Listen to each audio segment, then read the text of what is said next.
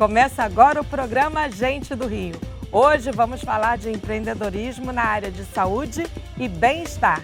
Sempre juntinhos, todo domingo pela manhã, com reapresentação depois do programa Canal Livre. E se você está assistindo no nosso canal do YouTube, Band Rio, não esqueça de curtir e deixa seu comentário. 2 empreendimentos voltados para a saúde e, por que não dizer, para o bem-estar. Um é especializado na saúde da mulher.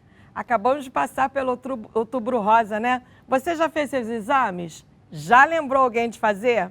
Muitos falam em prevenção de câncer de mama, mas será que é possível prevenir? O outro estabelecimento vai além da prevenção, ele joga nas 11, previne e trata da saúde, da beleza e do bem-estar. Vamos falar desses e de muitos outros assuntos com Armando Armedi, presidente da rede de farmácias Venâncio, e Henrique Pasqualetti, fundador e diretor médico do Centro de Pesquisas e Estudos da Mulher, o CEPEM. Seja bem-vindo, Armando. O prazer é todo nosso de estar aqui, eu até agradeço estar participando desse programa, com muito prazer, inclusive. Afinal de contas, nós somos do Rio. A drogaria Venâncio nasceu no Rio de Janeiro. Uma drogaria, uma marca carioca, né? É a marca totalmente carioca. Tijucana. E muito obrigada também pela sua participação, Henrique. Olha, muito obrigado pelo convite. Posso te chamar de Henrique, não doutor Henrique? Como você quiser. Né? Muito obrigado pelo convite, é uma honra estar aqui presente. A gente vai falar um pouquinho de saúde. Acho que o telespectador vão ter um pouquinho de curiosidade e a gente vai ter a oportunidade de falar alguns movimentos que nós fizemos no Rio de Janeiro, que o Rio de Janeiro foi pioneiro, inclusive em absorção de tecnologias que hoje são muito conhecidas no nosso país. É uma honra muito grande estar aqui presente com você e com a Armando. Agradeço muito aos dois e gostaria de começar perguntando. A gente acabou de passar pelo Outubro Rosa, que é um mês de conscientização para que as pessoas façam o diagnóstico precoce do câncer de mama, das mulheres, né, do câncer de mama e de útero. O número de exames aumenta mesmo em outubro? Eu, por exemplo, vou te dar o meu exemplo. Eu já tem que ser anual, né? Então, para não esquecer, entrou outubro, eu já marco, já vou ao médico, já marco. A maioria das mulheres é assim ou não? Não, a gente observa, a ideia foi justamente criar um mês de conscientização da mulher. Né? A gente observa que a demanda em outubro é muito grande. E a gente vê que tem um transbordo para novembro. Né? Então a ideia foi muito boa e está funcionando, porque a gente começa a ver que as pessoas se conscientizam em fazer suas mamografias. Mamografias salvam vidas, isso é importante. E tem uma coisa mais importante, por que a gente escolheu um mês durante o ano? Porque a mamografia tem que ter uma periodicidade. Não adianta você fazer uma mamografia hoje e fazer outra daqui a 5 anos. A gente tem que ter uma periodicidade anual, para que a gente possa interromper a cadeia da evolução de um câncer muito inicial. Né?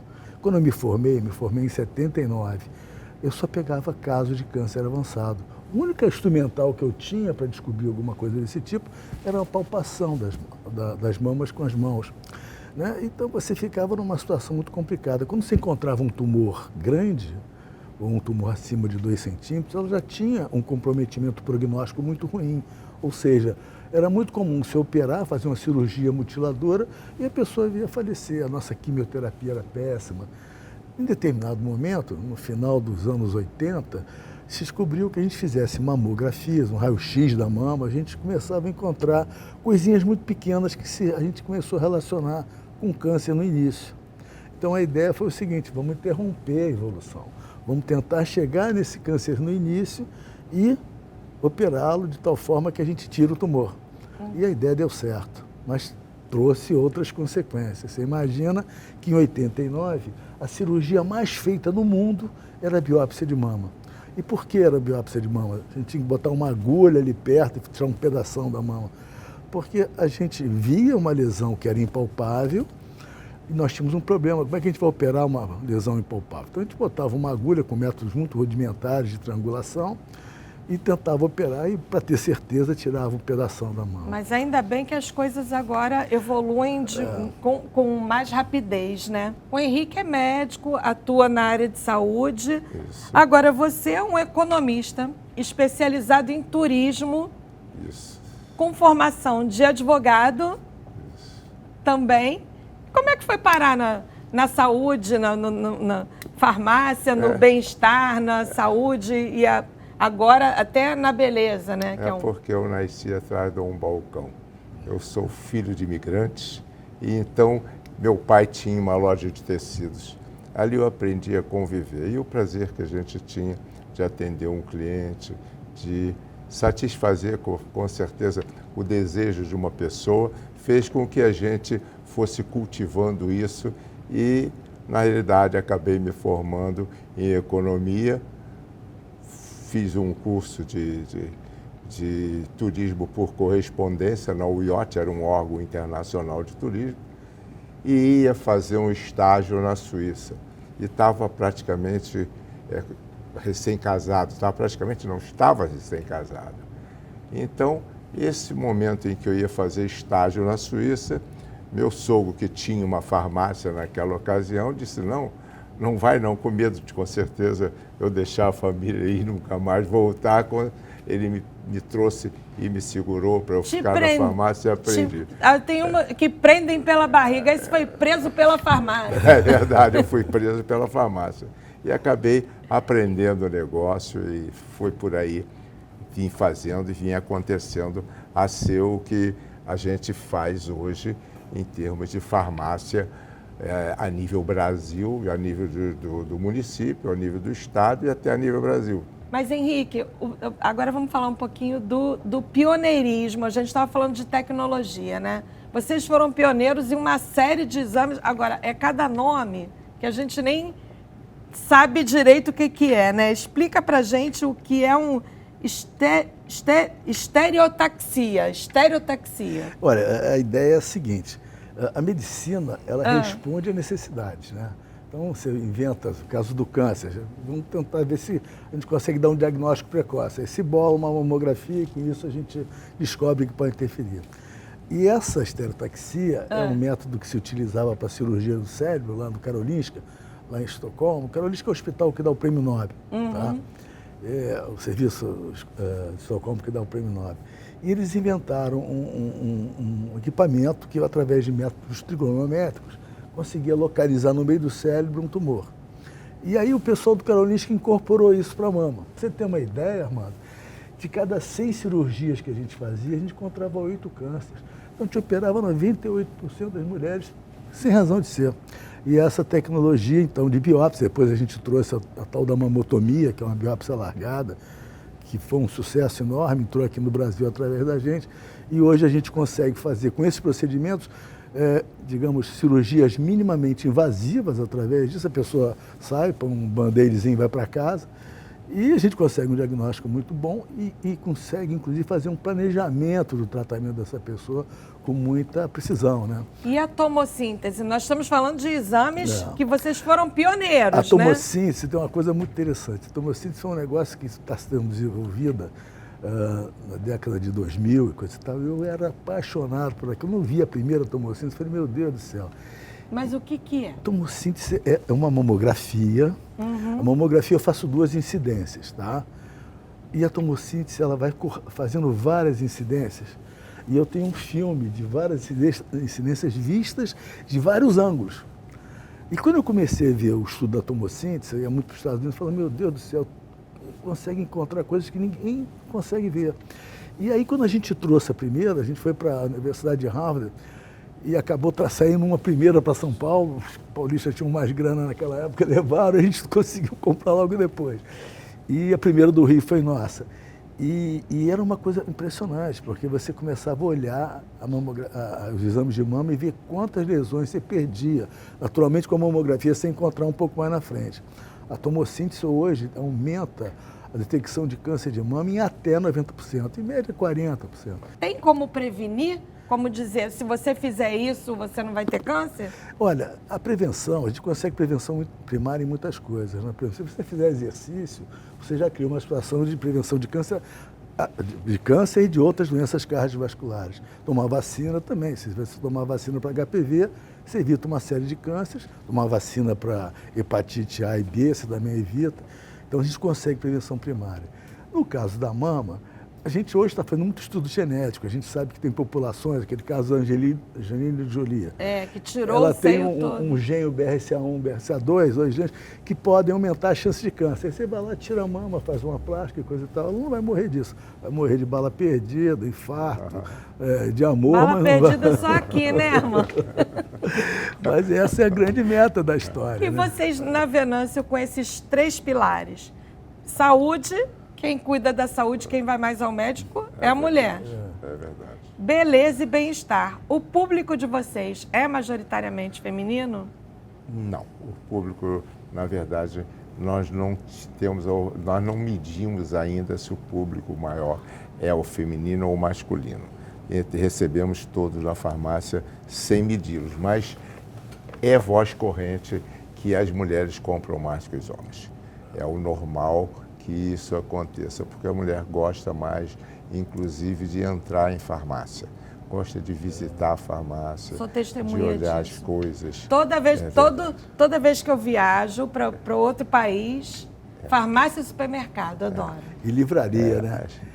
As farmácias do lado de fora dos outros países, dos outros países não, mais mesmo nos Estados Unidos. Os demais países, nas nossas farmácias, são melhores do que até, posso comparar até com a França. As perfumarias francesas são melhores que as perfumarias Mas daqui. quem resiste Mas, de de um modo entrar? geral, Aí entra, vai entrar. Aquele pra mundo ver. colorido da o farmácia, a gente sempre compra uma coisinha, né? Não é? É um negócio engraçado. É igual a loja de R$1,99, né? Embora as farmácias estejam longe de R$1,99. É verdade.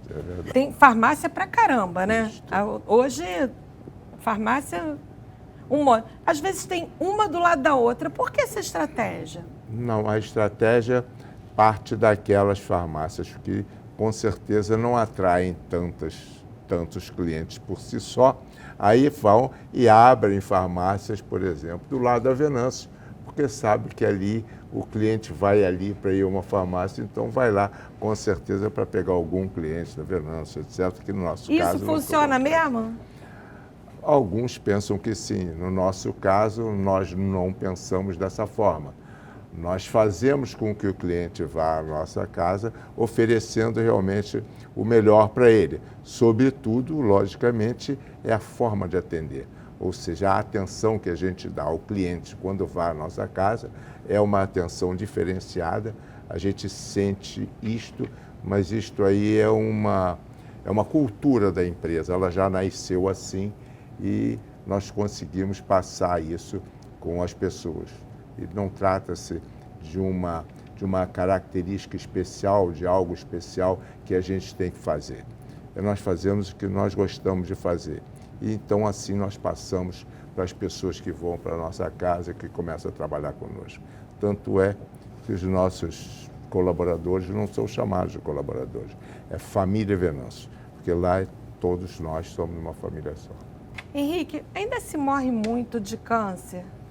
O que evoluiu? Como é que foi a evolução de 79 para cá, quando você se formou? Com a você ideia começou? do diagnóstico precoce do câncer de mama, a gente conseguiu dar uma redução de mortalidade de 30%. Né?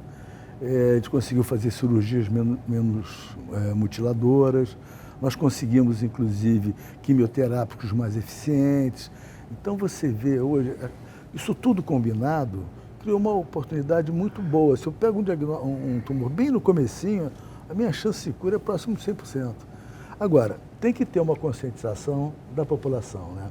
A gente tem que fazer um trabalho educativo enorme e também oferecer à população meios e oportunidades e permeabilidade de mamógrafos, enfim, que ela possa alcançar esse objetivo. Para quem tem menos recursos. Exato. Também, né? Agora, os países que têm prevenção de câncer de mama, eles conseguem controlar muito bem o problema. A Suécia é um exemplo desse. Né? A Suécia tem um sistema de saúde pública que é um perfeito. O primeiro cinto de segurança foi feito lá, quem botou flúor na água para os dentes foi os suecos. Eles têm um esquema muito bom. Eu posso até, não sei se acrescentar, mas o número de medicamentos para a cura do câncer tem evoluído muito. E tem muitos medicamentos que estão vindo e que ajudam bastante a curar qualquer tipo de câncer, provavelmente também o câncer de mama, Sim. Com certeza. Hoje a gente tem uma gama, a pesquisa foi muito forte nas últimas décadas, a gente tem um resultado muito bom com a quimioterapia, né? Um negócio bem interessante. Armando, falando na experiência do cliente, né, que é o que é como se fala hoje, né? A experiência do cliente. Vocês foram pioneiros no self-service na farmácia, né? Foi. Colocar os produtos ao alcance do cliente para que ele pudesse, enfim, se servir. Isso. E diz a lenda que os funcionários e donos das outras farmácias iam para a porta da Venâncio para ver como é que era isso. É verdade. É verdade. Isso aconteceu, foi na década de 70, nessa ocasião, e isso foi uma ideia até minha nessa ocasião. Eu trabalhava lá com o meu sogro nessa ocasião, inclusive onde eu aprendi realmente a trabalhar em farmácia. E eu Esse via sogro espertíssimo. E eu via, eu estava acabando de me formar em economia, e eu via os clientes e no balcão nós atendíamos muitos clientes naquela ocasião, a empresa crescia, aquela do meu sogro, e então os clientes eram atendidos no balcão e depois aquele medicamento ia para uma sessão de embrulho e iam pagar na caixa com um canhoto e carimbava o canhoto e com o canhoto pegava. Então ia muitos medicamentos, muita coisa trocado e etc. E depois dava uma confusão e a gente acabava perdendo um tempo e isso tudo tomava muito tempo do balconista, do embrulhador e etc. e tal. E, na ocasião, os supermercados começaram a vender em autosserviço. Então, foi muito simples.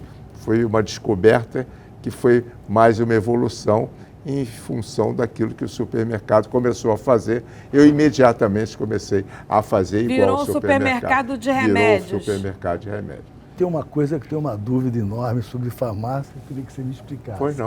Como é que o balconista consegue ler o receituário do doutor? Você fez essa pergunta é realmente... Uma ótima pergunta. E é uma ótima pergunta. Você sabe que só o costume faz com que a gente acabe aprendendo. A gente se acostume também, os medicamentos têm... Os nomes também são mais ou menos esquisitos, né? Era muito difícil a gente decorar todos os nomes dos medicamentos. Mas pela letra do médico a gente já sabia para que aquilo servia e já apresentava. E hoje era relativamente isso está muito facilitado com a receita digital também, né? Digital, Aquela com QR Code. Hoje está resolvido. Hoje a receita digital já é uma realidade. Isso a medicina, os médicos estão usando muito. E também está muito normal o médico fazer o seu próprio protocolo, deixar o protocolo do cliente com cópia no computador dele, então ele normalmente ele emite uma receita que automaticamente ele salva dentro do prontuário daquele cliente. No próximo bloco, como a pandemia do coronavírus afetou a saúde da mulher.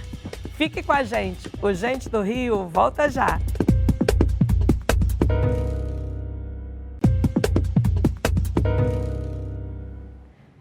Estamos de volta com o Gente do Rio, conversando hoje com Armando Armedi, presidente da Rede de Farmácias Venâncio, e Henrique Pasqualetti, fundador e diretor médico do Centro de Pesquisas e Estudos da Mulher, o CEPEM. Armando, estava falando no outro bloco que o olho do dono engorda o gado. Por que você faz questão de ir a todas as inaugurações de farmácias Venâncio? É porque aquele momento é o momento em que a gente tem que criar, tem que cultivar aquela cultura que já existe na empresa. E a única forma de a gente fazer com que as coisas fiquem mais gravadas nas pessoas, é a gente fazer isso apresentando no primeiro dia de trabalho, porque aquele dia é inesquecível. Então, aquelas palavras que você, de incentivo e de treinamento que você passa para as pessoas que estão com você, vão servir para eles para o resto da vida ou enquanto estarem na empresa. Então, eu faço questão disso, porque isso é a formação da cultura de uma empresa. E tem um ritual da inauguração? Como é que é esse ritual? Tem. Como é que é? Na realidade, é normal e vocês não podem, ninguém pode dizer que isso não existe, que existe a superstição e essa superstição cada um tem a sua. Quer dizer, e tem muitos que têm todas. Exatamente. E a superstição que eu tenho é a primeira, não abrir loja em período de lua minguante. Então a lua pode ser toda menos a minguante.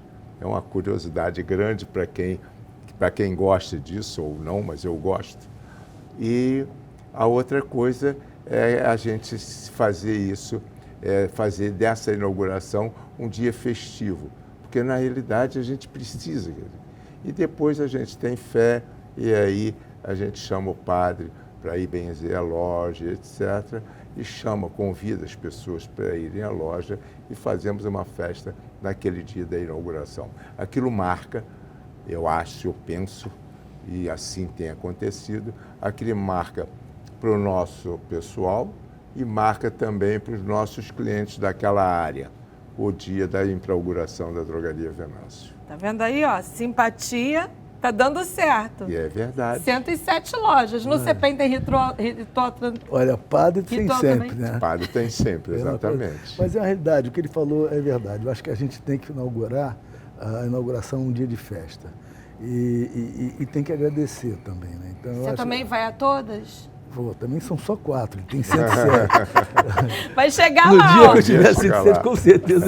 Olha só, segue a receita. Ó, eu agora aprendi festa, isso. O padre. E a lua cheia. E a lua não pode ser qualquer outra, menos minguante. É boa. A lua, Crescente a é festa boa. E o padre. Crescente aí. Poxa, eu vou guardar essa. Tá vendo?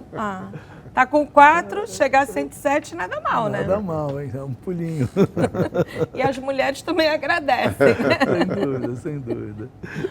Como é que a pandemia afetou a saúde da mulher? Muita gente deixou de fazer os exames, deixou de fazer diagnóstico e aí complicou? A pandemia foi um grande problema, né? Quer dizer, a gente viveu um grande problema de saúde pública talvez da nossa geração, né? A gente vai ficar marcado. E ela teve algumas vertentes muito complicadas. Primeiro foi o pessoal que pegou o vírus, né? Acho que todos nós perdemos amigos e pessoas queridas com o vírus. As pessoas que se curaram, muitos tiveram sequelas, que estão até hoje com problemas. E nós vivemos um período de, não sei como é que eu vou te dizer, mas talvez de horror, né? Todo mundo ficou em casa. Horror total. Um medo enorme. Eu me lembro que eu fui para Búzios, fiquei em Búzios 1 ano, administrando a empresa à distância. E quando eu vim ao Rio, eu achava que eu estava numa cidade fantasma, que você chegava aqui, meu Deus do céu, que coisa... E isso teve um problema muito sério de saúde, porque se você analisar que exames preventivos têm que ter periodicidade e o porquê dessa periodicidade, porque você vai pegar pessoas saudáveis que em determinado momento pode ter uma doença. Então você tem que pegar aquelas pessoas uma vez por ano e examiná-las. E se você para com esse tipo de conduta, você deixa 2 anos sem ver ninguém, né, ou ver um número muito pequeno, você vai perder muita oportunidade de descobrir cânceres iniciais. E foi o que aconteceu. Depois, em 2021 para 2022, a gente viu uma quantidade enorme de biópsias em situações que mereciam uma pesquisa e um aumento muito grande dos diagnósticos de câncer. Já vocês, né, Armando, tiveram que na verdade, correr contra o tempo para implementar uma digitalização que vocês estavam, na sua expressão mesmo, empurrando com a barriga, né? É verdade. Houve uma mudança muito grande de costume de venda de medicamentos. A primeira situação que se passou dentro da empresa farmácia é que todas as farmácias tiveram que abrir, elas não podiam ficar fechadas, elas tinham que atender o cliente. Então, tinha gente dentro da farmácia e tinha gente trabalhando, se sacrificando, pegando, algumas pegaram, não pegaram, outras não, mas todas se dedicaram muito. Eu tenho agradecido ao pessoal que trabalha conosco, a cultura, o desejo e a vontade de servir aos outros, porque nós não paramos de atender dia nenhum. Depois, nós tivemos uma oportunidade de que, ao mesmo tempo que tivemos esse sacrifício, tivemos uma oportunidade pela própria necessidade, que é de atender o cliente via atendimento a domicílio, online, ou seja, né? não presencial. Quer dizer, então a venda do não presencial aumentou muito porque nós precisamos 300%, né? Nós tivemos que inventar a forma de atender. O que nós prevíamos de crescimento para os, vamos dizer, para os 6 anos próximos, nós crescemos em menos de 6 meses. Nós mudamos muita coisa, o sistema foi evoluindo muito rapidamente e nós conseguimos nos adaptar. E depois teve uma curiosidade grande, que foi a logística disso, porque nós tivemos que tentar evoluir muito em logística e fizemos N experiências. Até por drone nós fizemos uma experiência. O drone, curiosa, a tecnologia, nós vamos falar mais para frente. Mas isso nós fizemos.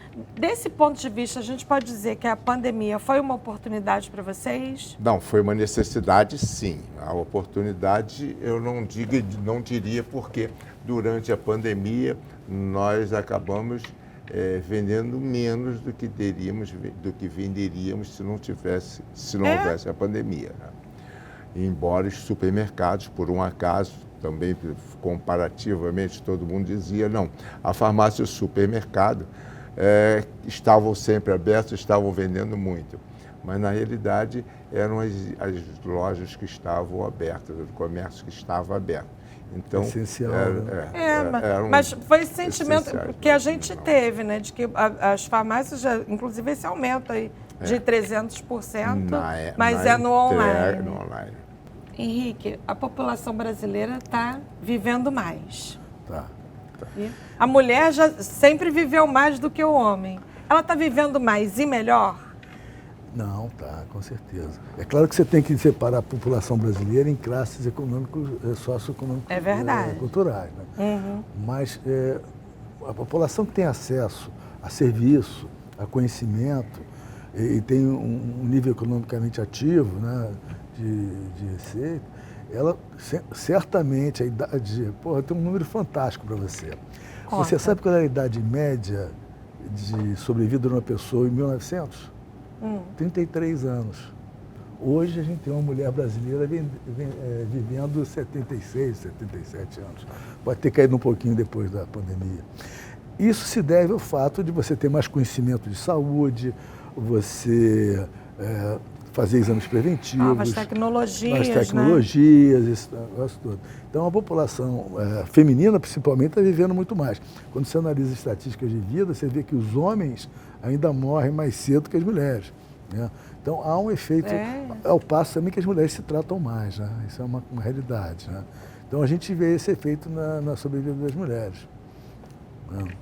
Armando, vocês têm uma gama, vendem de tudo quanto é jeito, né? Praticamente, né? Agora, até drone, como você falou, né? Vocês têm site, aplicativo, WhatsApp, televendas, compre, retire e shopping from store. Quer dizer, só não compra se não quiser, né? Exatamente. Nós procuramos fazer isso nas nossas atividades, porque é o normal, todo o comércio está fazendo isso. E hoje a venda de medicamentos está evoluindo muito, as formas de se vender medicamento estão evoluindo muito. Às vezes já pode sair, inclusive, a receita já pode chegar de forma digital para a nossa empresa e a gente já pode até mandar entregar na casa do cliente. Até o controlado. Até o controlado já está com uma legislação para que funcione dessa forma. Então, isso a gente vai evoluindo e o sistema vai mudando também. E é um prazer para nós poder atender, mas nada é melhor do que o atendimento presencial. Os clientes chegam na loja e conseguem ter todos os sentidos que ele pode ter naquilo que ele quer comprar. Mas agora Inclusive, vocês vendem, participam de licitações, vendem para governo, para hospitais públicos e privados, clínicas. É uma boa ser fornecedor? Nós já fazemos isso há muitos anos. Desde que eu tinha uma loja só, nós já tínhamos uma distribuidora. Essa distribuidora atendia aos hospitais públicos e privados e a farmácia atendia no varejo propriamente dito, uma caixa de cada vez. Mas a evolução do nosso negócio nos obrigou a nós colocarmos essa empresa, essa distribuidora, num ponto mais estratégico, porque essa distribuidora trabalha também com medicamentos especiais. O doutor sabe, inclusive, que a gente tem que vender produtos oncológicos, produtos de reprodução humana, produtos de alta tecnologia. Isso tudo há necessidade de uma venda diferenciada, que uma farmácia comum não pode ter todos esses medicamentos dentro da própria farmácia. E qual é o percentual de cada um? É metade, metade? Olha, pode até ser metade em metade, se considerar que esta distribuidora tem que atender, que vai atender em valor praticamente a mesma coisa que uma farmácia atende. Mas isto, a distribuidora precisa ter alguns anos de estrada para poder estar no mesmo patamar que nós estamos, entendeu? Nós temos realmente uma participação muito grande na venda de atacado e produtos especiais, logicamente. A gente estava falando aqui, Henrique, da experiência do cliente, da assistência, do atendimento humanizado. E vocês atendem as mulheres, muitas vezes, num momento de muita dúvida, muita expectativa, um momento muito especial. Vocês têm alguma forma de lidar com isso, de fazer esse atendimento o mais humano, mais carinhoso possível? A coisa mais importante é entender a jornada do paciente, né? E entender que essa jornada, ninguém vai fazer exames, feliz da vida, né? Tem sempre mesmo que seja um exame para o neném, que é uma coisa festiva, tem sempre um pouco de expectativa. Será que vai dar tudo certo? Será que o neném está bem? E a gente tem isso em vários segmentos. Uma das coisas que a gente observou é que, se você perguntar para um leigo como é que vai ser um exame transvaginal de ultrassom, você corre o risco de escutar coisas terríveis. Terríveis pelo seguinte: ele não tem ideia que equipamento que vai examiná-lo, ele não tem ideia como é que vai ser esse exame. Existe uma série de interrogações. A mesma coisa quando você perguntar para uma paciente... Mas todo mundo fica perguntando, e aí, tá tudo bem? Viu alguma coisa exato. aí? Né? Você tem que ter um cuidado enorme, porque se você está olhando o exame, está fazendo o exame, piscar, fizer uma cara assim, pessoa, doutor, que você encontrou... Não encontrei nada. Fica olhando assim para ver... A expectativa. A expectativa. Então, a gente tem um treinamento muito forte, não só na equipe que atende essas pessoas, porque vamos trabalhando com pessoas que têm expectativas e que têm um pouco de ansiedade, e também tentar quebrar e criar um conhecimento para a jornada que esse paciente vai ter dentro da clínica. E a gente chama de jornada mesmo, porque esse troço começa no dia que ele marcou, no dia que ele sai de casa, que ele chega na clínica, o que ele vai fazer, todos esses contatos, como é que vai ser o follow-up disso, fez o exame depois, tem uma entrega desse exame, e como é que vai ser isso? Então, isso tudo hoje é muito medido e muito tocado. A gente chegou a uma época que desenvolveu, para cada tipo de exame, um médico contando qual vai ser a experiência que ele vai viver, para tentar quebrar isso e criar uma relação de mais conforto para os pacientes, né? Nós somos qualificados hoje pelo sistema PAD, um sistema de acreditação internacional, dado pelo Colégio Brasileiro de Radiologia, que permite a gente manter esse alto nível de atendimento com a população feminina. E a razão talvez do sucesso seja essa conjuntura, né? Tecnologia, atendimento, carinho. Médico tem que estar do lado do paciente, não tem que estar em frente do paciente, ele tem que estar ali mostrando para aquele paciente que ele está do lado, se tiver algum problema, vai ser o parceiro que ele vai ter para enfrentar o problema. Esse é o conceito que eu sempre trago para o pessoal lá na clínica, e eu acho que a gente foi muito bem sucedido nisso aí. Porque o que a gente faz exatamente é o complemento disso que você está falando.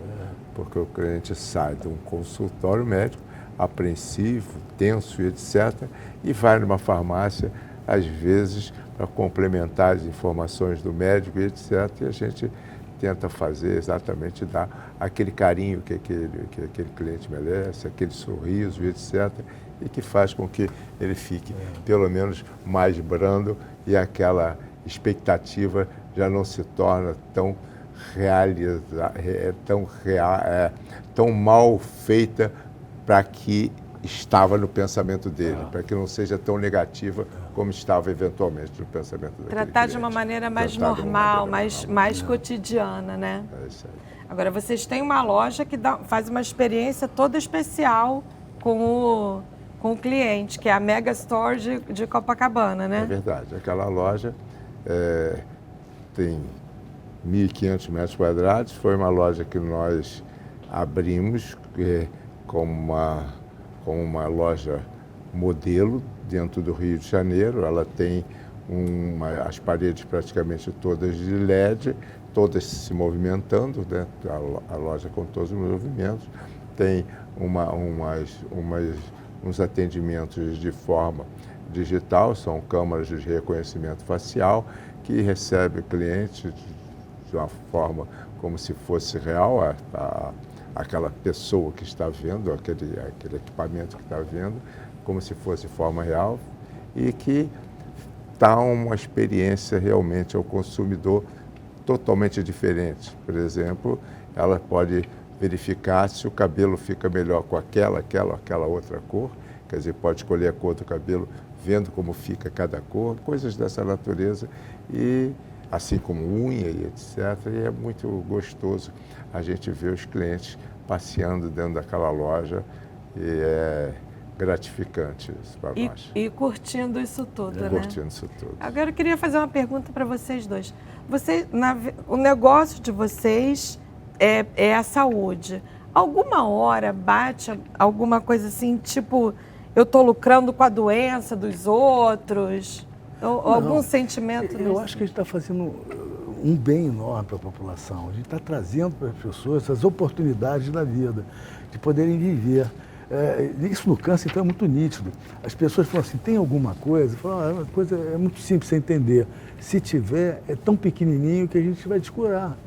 Então a gente trouxe, tanto a farmácia também, a gente traz uma oportunidade real para as pessoas e transforma a vida das pessoas, uma vez que a gente pode detectar doenças que poderiam acabar com a vida daquela pessoa. Então isso tem um valor, isso agrega um valor enorme ao nosso serviço como médicos, enfim. Quem dera, né? Todo mundo tivesse essa oportunidade, Exato. né? Que estivesse na rede pública ou todos tivessem a condição de ter acesso a isso. As pessoas que nos procuram, nem todas estão em situação ruim, algumas logicamente serão curadas ali.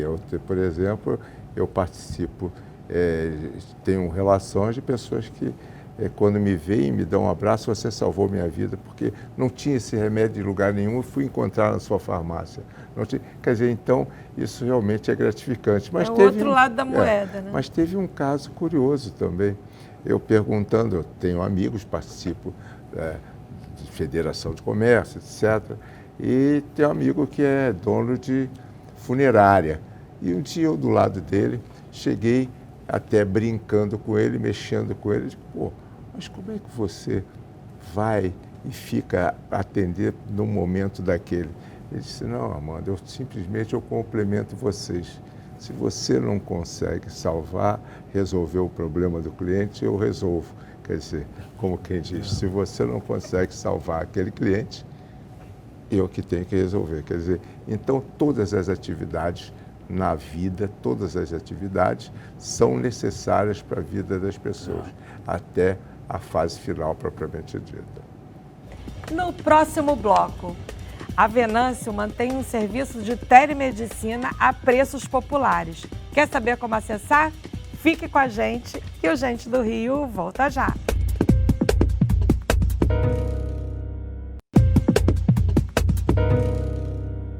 Estamos de volta com o Gente do Rio. Hoje conversando com Armando Armedi, presidente da Rede de Farmácias Venâncio, e Henrique Pascoaletti, fundador e diretor médico do Centro de Pesquisas e Estudos da Mulher, o CEPEM.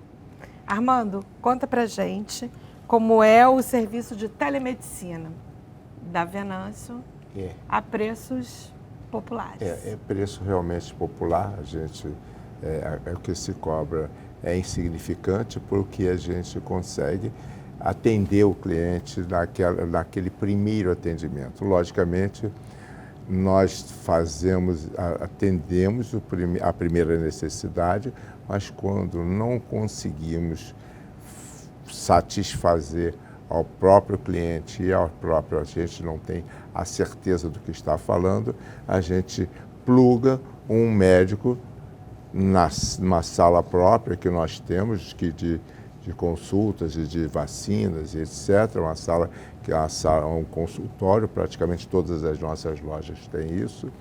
E aí plugamos com um médico que atende por telemedicina aquele cliente e, se puder, dali ele ter um diagnóstico e fazer o receituário, ele tem, senão ele encaminha para atendimento presencial. Isso é o normal, isso já se faz, é muito comum.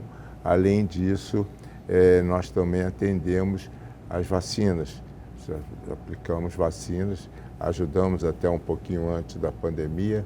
Naquela época havia uma necessidade de vacina contra sarampo, nós aplicamos vacina contra sarampo, ajudamos inclusive ao Estado a fazer isso. Essas vacinas são gratuitas ou são pagas? Naquele caso foi gratuita, nós ajudamos ao Estado e nos propusemos a fazer o atendimento também, que não comportava que dos postos de saúde fazerem a vacina, nós então nos oferecemos e fizemos. Porque os postos estavam fazendo a da Covid. Estavam da Covid. O que você aprendeu atendendo as mulheres nesses anos todos? O que você aprendeu com as mulheres? Poxa, aprendi muita coisa, muita coisa. É um universo fantástico, né? O universo feminino é de uma criatividade. Você tem uma ideia, o CEPEM, até pouco tempo atrás, era 95% de mulheres, né? As mulheres estão dominando o mundo. E agora a gente tem um pouco mais de homens. Que tivesse mesmo. Não, mas são pessoas ótimas para trabalhar, criativas, inteligentes. É muito bom trabalhar no universo feminino, sabe? E a gente aprendeu muita coisa, a gente aprendeu como é que é. Esse lado mãe que toda mulher carrega, esse é um negócio que a gente tem que olhar, aprender e compartilhar isso, né? Compartilhar isso, né? Eu tive durante 20 anos, eu fui um médico de clínica de consultório. E a história é que eu comecei fazendo consultório, minha família eram todos de médicos e coisa e tal. Em determinado momento eu ia muito para os Estados Unidos, falei, poxa, eu preciso de uns exames assim, diferentes. E surgiu essa ideia de fazer uma clínica que ia atender a gente inicialmente. E a coisa foi crescendo e eu envolvido com aquilo, com tecnologia, vindo cada vez mais coisas. Acabei fazendo um negócio que se tornou maior do que o negócio que eu tinha e eu adorei, fiquei apaixonado. E eu me lembro que um dos maiores lutos que eu tive, que chegou uma hora que eu falei, olha, não dá mais. Eu vou ter que largar o consultório, abrir mão de uma coisa e de outra, vou ficar com o CEPEM, vou tocar esse projeto do CEPEM. E o maior luto que eu tive foi que eu perdi uma das coisas mais fabulosas. A clínica é como se tivesse uma janela, e as pessoas passando, conversando com você, você escuta um pouquinho de cada história, você participa de uma opção de coisas. Aquilo me deu uma tristeza que você não tem ideia. Falei, pô, perdi uma das coisas mais bonitas que eu tinha. Mas ganhei outras, né? Cada opção sua renúncia, né? É verdade. Então, tudo a perdas e ganhos, né? Exato. Mas foi uma época muito bacana também. Muito bacana. Vamos falar de tecnologia de novo, Armando. Vocês estão na pandemia, vocês entregaram com drones, né? Entregamos com um drone a título experimental, né? E você tem dito que isso é o futuro, que no futuro cada condomínio terá seu drone, Exatamente. Cada prédio terá seu drone. Sem dúvida. Quando é que a gente vai viver igual aos Jetsons? A gente não imagina quando, não sabe quando, mas a gente já está modificando muito, isso já está acontecendo. A gente já está, quando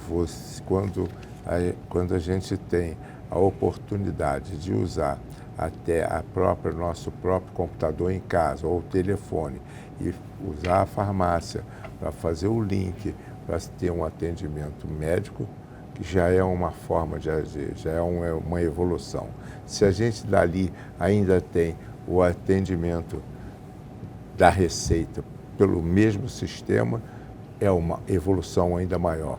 E se através disso a gente coloca o remédio, inclusive na casa do cliente, a gente tem uma solução que será realmente contemplada se o remédio fizer efeito e realmente fizer bem àquela pessoa e for realmente aquele produto que ele quer. Então, essa evolução, ela já existe, ainda não está totalmente implementada e nem tampouco o costume. Por outro lado, a entrega por drone, ela tem sido feita por nós somos pioneiros nisso, nós fizemos isso começamos pela loja lá de Itaipava, onde nós começamos a entregar por drone de lá, porque existia realmente um ambiente mais propício para isso, que nós mandávamos o medicamento ou a compra do cliente através do drone para a casa do cliente, casa mais ampla, jardins e etc. E o lugar em que a gente entregava, a gente pedia ao cliente para marcar para que o drone pudesse reconhecer, para poder pousar naquele lugar e deixar a mercadoria e voltar. Quer dizer, isso tudo é uma evolução e uma experiência, mas essas experiências não são baratas. Elas passam a se tornar mais baratas à medida que vai sendo muito usada. Então, logicamente, o pioneirismo existe, mas a evolução é que faz com que se torne mais econômico e mais em condições de poder ser usado normalmente. Essa é a situação em termos de drone. Mas outras evoluções estão surgindo dessa mesma forma. Tipo o quê? Receita eletrônica já está acontecendo. É o normal hoje. E além disso, a forma de a gente comunicar ao cliente quando ele está deixando de usar o medicamento, porque a pesquisa que tem sido feita é que a maior quantidade de óbitos existente no mundo é quando o cliente interrompe o tratamento e deixa de tomar aquele medicamento. Então, nós já estamos fazendo o trabalho de dizer ao cliente que, olha, sua caixa daquele medicamento está acabando, já está na hora de você comprar outra. E fazer esse tipo de serviço para o cliente já está sendo um complemento para o tratamento deles. Esse tipo de trabalho nós já fazemos dentro da empresa também. Henrique, a falta de médicos no Brasil já é uma doença crônica, principalmente no interior, né? Nas cidades, até do interior do Rio de Janeiro mesmo, é grande a falta de médicos. O que mudou? A medicina mudou muito? Falta esse amor, esse apego que chegou a chegar às lágrimas aqui agora nessa resposta para mim, né? Eu acho que a gente está falando de um país com dimensões continentais, né? E cujas oportunidades inicialmente ficaram muito próximas ao litoral, ao sul, à região sudeste. Eu vejo o Brasil com um potencial de crescimento enorme. A gente agora está fazendo um esforço com muitas faculdades de medicina, né? Há uma tendência a você crescer muito a medicina nesses lugares. Não tem jeito, você tem que fazer mais colégios, mais escolas de medicina, você tem que garantir qualidade nessas escolas de medicina. Tem esse amor, essa... Mas esse amor se aprende com a escola, né? Você aprende com os teus professores, vendo as coisas, vibrando. A medicina é uma coisa vibrante. É muito difícil você pegar um aluno do segundo ano e não ver o brilho nos olhos. É um negócio fantástico. Ano de 2022 já está acabando, né? Quais são os planos de vocês para 2023? Bom, eu espero fazer alguns investimentos e a gente ampliar a nossa rede de clínicas. Nós estamos trabalhando nisso. Acredito que talvez a gente tenha... Para quais locais? Isso a gente está estudando ainda e a gente espera que provavelmente tenha alguma novidade no ano de 2023 sobre o que a gente vai fazer. Eu acho, Armando, que a medicina e a farmácia, isso tudo vai ser parte do mesmo ecossistema. E você vê pelos Estados Unidos já tem a CVS fazendo exame, dando consulta, daqui a pouco operando hospitais. Eu só não sei se quem vai encampar quem, se vai ser os grandes grupos de medicina ou os grandes grupos de farmácia. Mas em determinado momento, não sei se vai ser em 10 anos, daqui a uns 20 ou 30 anos a gente vai olhar para o sistema dessa maneira. Vai ser um sistema só. Isso já existe um pouquinho, né? Dentro dos países mais consolidados, né? E normalmente os laboratórios, nós já fazemos, já estamos preparados e estão precisando de alguns recursos, alguma legalização, qualquer complementar, que são os exames de laboratório, exames de sangue, alguns nós já podemos fazer, e outros dentro da própria empresa. Aplicar as vacinas, nós já podemos fazer também, e é realmente algum complemento. E dentro de pouco tempo é realmente o que se fala. Tem o ecossistema, tudo vai ser uma coisa só. Com esse ecossistema final, com essa perspectiva aí de união, de junção, vamos para o nosso ping-pong. Dá uma descontraída agora, né? Já falamos de muita saúde, de doença, de várias coisas. Time de futebol. Vasco da Gama. Lamento, eu sou Flamengo. Olha a rivalidade aqui. A fusão acabou o ecossistema. Né? Partida inesquecível. Olha, eu acho que aquela Copa de 70, o último jogo, com aquele... Poxa, foi uma das partidas mais queridas. O Vasco da Gama tá, né? 70. Tá. Ainda era muita coisa, né? Olha, a partida em que o Ronaldinho fez os 2 gols da Copa do Mundo. Foi realmente... Muito bom. O que não pode faltar na sua necessaire? Olha, com o passar da idade, eu fui me tornando uma pessoa que cada vez põe mais remédio no necessaire. Mas isso todo mundo. Aí você fica pensando, mas se eu tiver uma dor de cabeça, põe um remédio. Se eu tiver uma azia... E como médico, você sabe tudo que você vai tratar. Então, a minha necessaire é bem recheada de situações, just in case eu tenho esse negócio. Geralmente eu não uso muito. Quem gosta disso é o Armando. Eu gosto muito. E na sua? Na minha não tem remédio? Não pode faltar escova e pasta de dente. Olha. Pratica esportes? Não, porque tem uma coisa, né? Esporte é bom para tudo e fumar é ruim para tudo. Tem algumas coisas bom para tudo e ruim para tudo.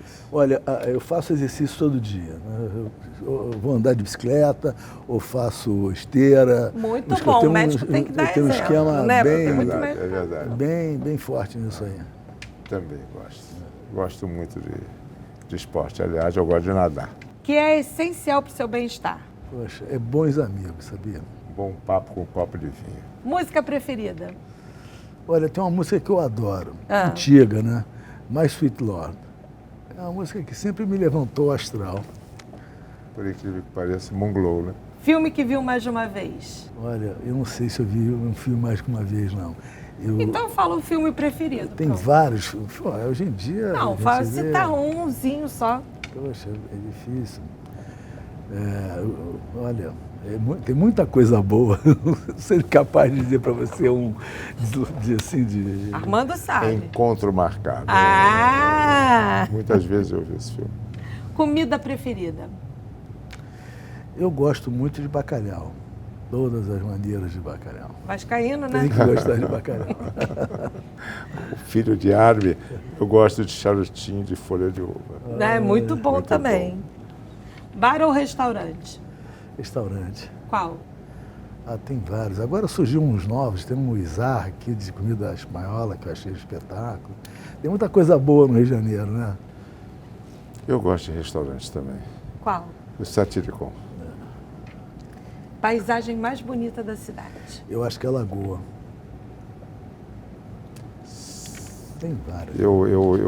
Eu gosto muito de Angra, sabe? E, lamentavelmente não é a cidade Não do é da Rio de cidade, mas é Janeiro, do estado. estado. Não, Sabe? tá valendo. Angra é Gosto lindo, né? muito, gosto muito. Eu Muito, gosto. algum ponto de Angra específico? Sim, Qual? Lopes Mendes. A praia de Lopes Lindo, Mendes, aquilo lá. do lado de Do fora. lado de fora. Lopes Mendes Muito é bom, longe, muito é bom, difícil muito de chegar, bom, né? muito bom. Tem medo de quê? Interessante, parece mentira, né? Eu tenho medo de onda, onda do mar. Eu também tenho. E de cobra também, né? De cobra eu não ligo tão. Eu acho que eu tenho medo da violência, né? Essa violência crescente que a gente tem. É isso aí. Isso Isso é uma é- coisa que a gente tem que tomar muito é. cuidado, todo mundo tem que pensar bem, porque ainda tem tempo da gente reverter esse processo. Um sonho. Eu já realizei, eu tinha um sonho de ficar sentado embaixo de uma videira, de uma parreira, tomando um vinhozinho, e eu realizei esse sonho com muita honra E muito estilo gosto, em Portugal. Muito estilo de Portugal, exatamente. Que lugar de Portugal?